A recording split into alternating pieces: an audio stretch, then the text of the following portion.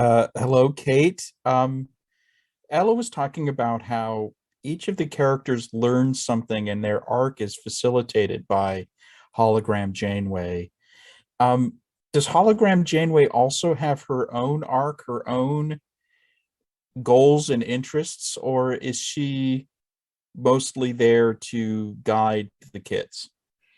Initially, very good question. Thank you. Initially, she's there for purposes of mentorship and guidance. But you soon come to understand that she is leading them in an unexpected way. And I don't think that I'm allowed to tell you how that is. I think that's a spoiler, right? Uh, Jen? It's a spoiler. Yeah.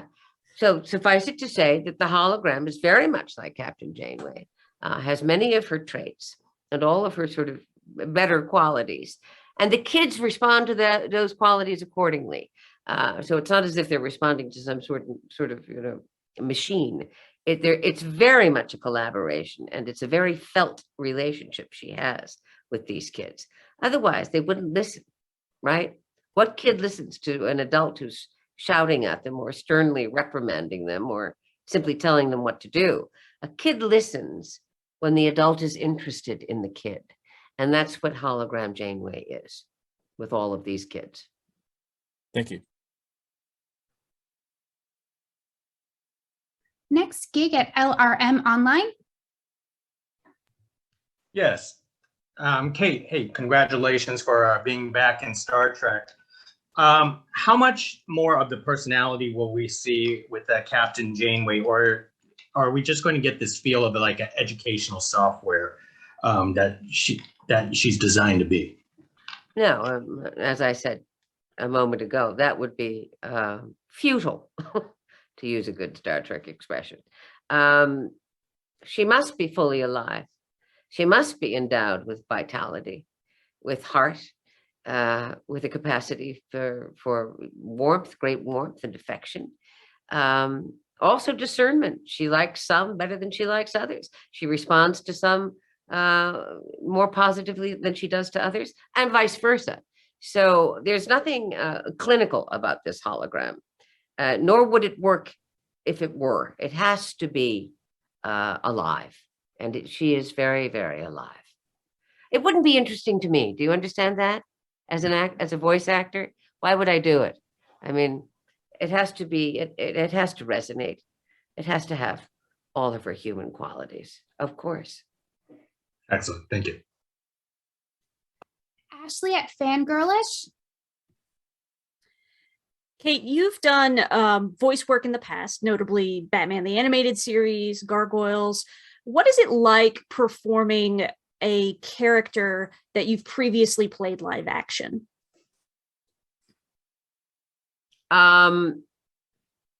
Easy.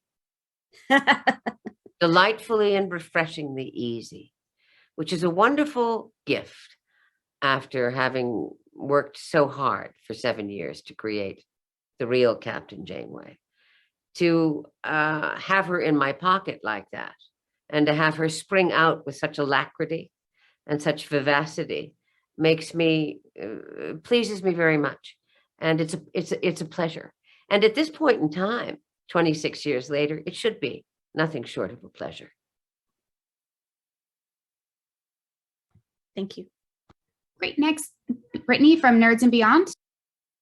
Hi. So the world, I think, is like really ready for the return of Janeway. Can we perhaps hope that maybe the world is now ready for the return of Mrs. Columbo as well? Joking aside, how did it feel when they approached you about returning to the role? What was your thought process like? I gave it a minute. Even though the phone call came directly from Alex Kurtzman, and he is someone I admire very much. I like his intelligence. I like the way he thinks. I love his love of Star Trek, because often in a producer creator, that those two things are not necessarily compatible. In him, they are very, very much so.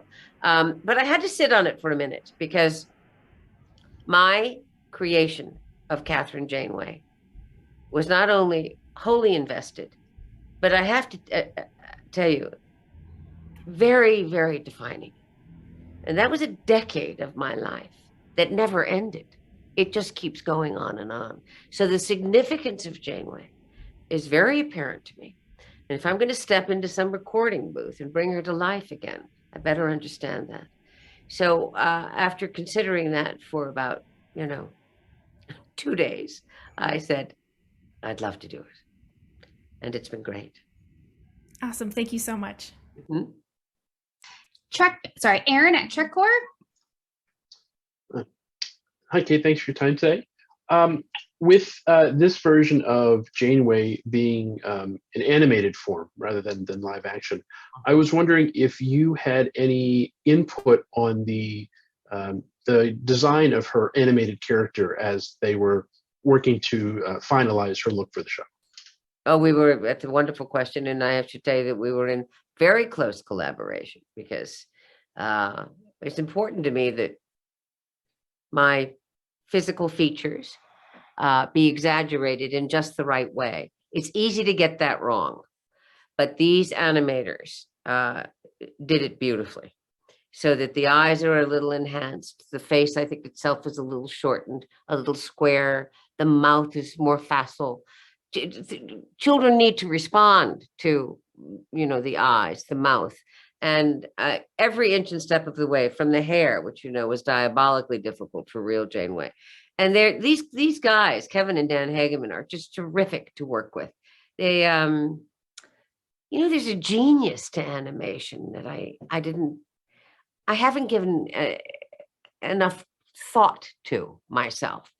And being a part of this is teaching me that it's a very rare and very excellent form of art. I mean, it's a craftsmanship that I have to stand back and sort of say, wow, these are men who are not only incredibly smart and very, very gifted, but who can somehow enter into the imagination of a 6-year-old kid and produce the dialogue that would be in accordance to that personality. It's wonderful, wonderful to be a part of it. I'm learning. Oh, thank you very much. Yes, you. Yes, let's have that man who's holding up his hand. Let's have John at Screen Rant. Hello, it's a real honor to speak to you today. So with Star Trek Prodigy, Captain Janeway is going to be the captain and an inspiration for a whole new young generation of fans. Can you tell us what that means to you personally? It means a lot to me. It means the world to me, which is why I agreed to do it. And especially because it is children. In my experience with Star Trek, the targeted audience has always been sort of 20 to whatever, Yes. To go into the minds of the young will be thrilling. And I'm so surprised we didn't do this earlier. That Star Trek didn't do this earlier. And I'm absolutely delighted and honored to be the one to take it in, because as I've said now a few times, who would absorb this more readily than a young mind? I mean, this is this kind of philosophy, the whole Prime Directive, the idea of Prime Directive is kid stuff 101. Let me be noble. Let me be fine. Let me be happy in being great. Do you know? That's what children aspire to. And that's what we're going to give them. Thank you so much. Thank you. Great. Next, we'll have Aaron at Trek Geeks. Hi, thank you. This may have been covered a little bit, but this question is from Emily, who is a 12-year-old co-host of Discovery Trek. And she said, Voyager was my first Star Trek. How different will Janeway be on Prodigy, given that she's a hologram? Well, she's animated. It's a distinct difference. You'll have to tell Emily. I'm not real in this one, but all of the characteristics and all of the virtues and some of the flaws are much in evidence. The essential Janeway is there. That's the whole point. That's what was so provocative and what will prove to be so evocative about this Janeway. She embodies what was real, and she's, I think, giving this demographic something through the genre that is not real. So it's a kind of extraordinary sleight of hand, if you will. You. All right, and then we have Jonna at Gazetta News. I didn't know if your reaction button was working. Oh, yeah.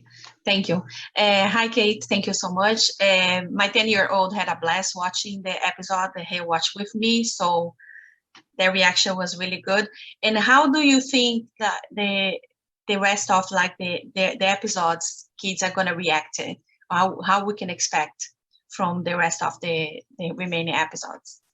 Well, I think it's only going to get better and better. I watched today for the first time. It's one thing in the booth, I don't see all of the animatics.